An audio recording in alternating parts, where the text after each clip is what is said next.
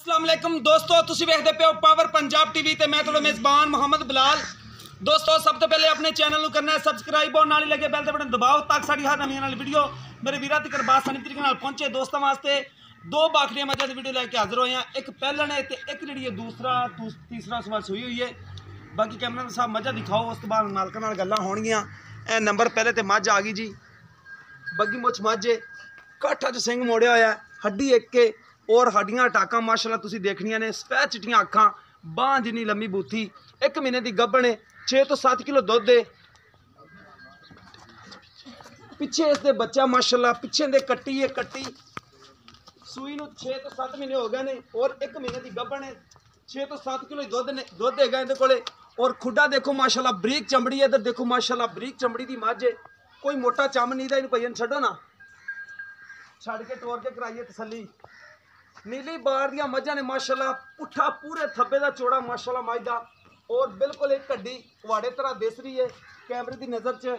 कोई तुन्नी कोड़ी नहीं मझ नहीं हैगी, बिल्कुल पतली माशाल्लाह, जिन्होंने बरीक चमड़ी कहते हैं, यही माशाल्लाह बरीक चमड़ी की बिल्कुल मुठ मुठ दा थान है, सोहणियां विरला माशाल्लाह और लाजवाब माशाल्लाह मझ है। ए पिछे कट्टी शाह काली टोटली, मत्थे च फुल्ली है माड़ी जी सफेद और माशाल्लाह लाजवाब गुल लगे। चौथी में माशाल्लाह पिछे जड़ी कट्टी है, बड़े सोहने माशाल्लाह ने थान लगे ने। देखो माशाल्लाह 4 थान बड़ियां वंडा ते माशाल्लाह बड़ियां विरला ते खड़े ने इहदे थान भी, और एक कड्डी दी पुट्ठा इंदा भी माशाल्लाह होने नाल ही पूरा चौड़ा है, जिन्नियां माशाल्लाह मझां दिंदे ने चंगा चौड़ा कीती खड़ी माशाल्लाह।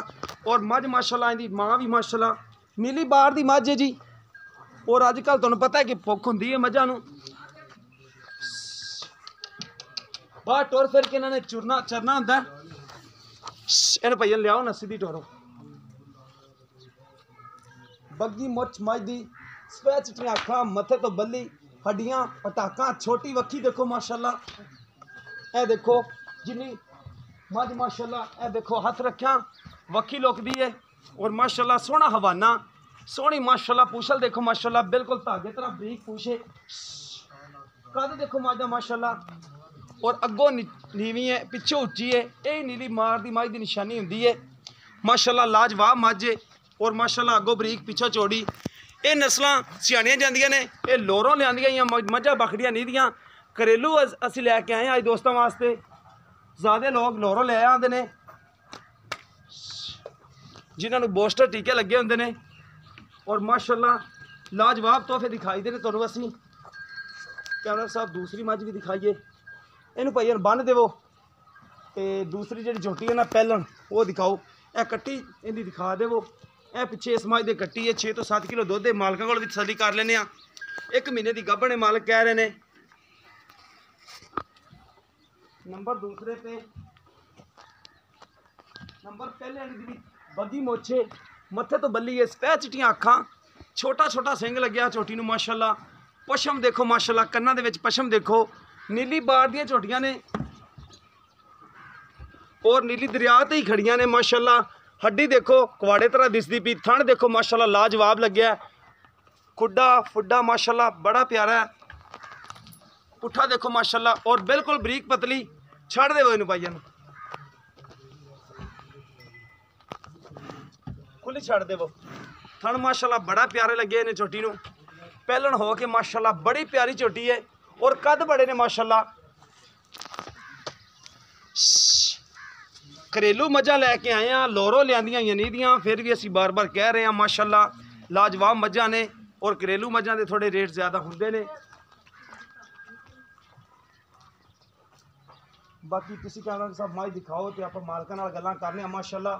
टोर देखो माशाल्लाह झोटी दी, और वधर देखो कित्थे तक पै झोटी दे माशाल्लाह तैयार होके ने, किन्ना चड्डा वकना है और माशाल्लाह पुट्ठा चौड़ा, हड्डी खुड्डा हर एक चीज़ तसल्ली नाल दिखा दिओ, कोई चीज़ रवे ना, सुन्नी कोड़ी का निशान नहीं है झोटी नूं।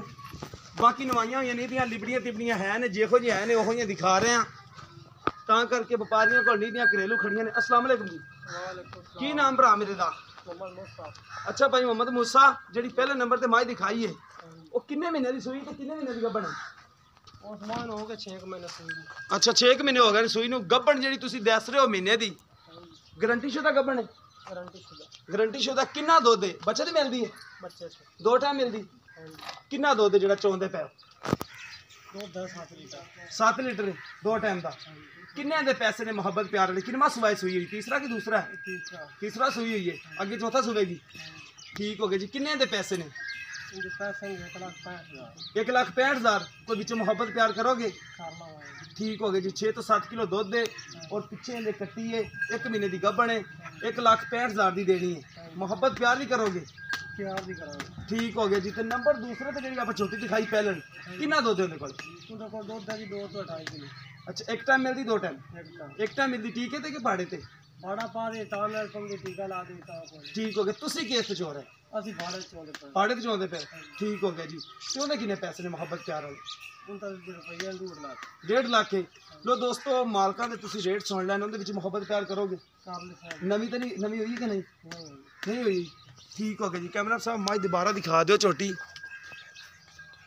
ਉਹ ਪਹਿਲਾਂ ਨੇ ਕਿ ਦੂਜੇ ਨੇ? ਪਹਿਲੇ ਅੱਛਾ, ਪਹਿਲਾ ਸੂਆ ਸੂਈ ਹੈ। ਪਹਿਲਾ ਠੀਕ ਹੋ ਗਿਆ ਜੀ। ਪਹਿਲਾ ਸੂਈ ਹੋਈ ਹੈ। ਨਵੀਂ ਮਾਲਕ ਕਹਿੰਦੇ ਨੇ ਕਿ ਅਜੇ ਤੱਕ ਨਹੀਂ ਹੋਈ ਜੀ। 2 ਤੋਂ 2.5 ਕਿਲੋ ਦੁੱਧ ਦੇ ਪਾੜੇ ਤੇ ਚੋਂਦੇ ਨੇ।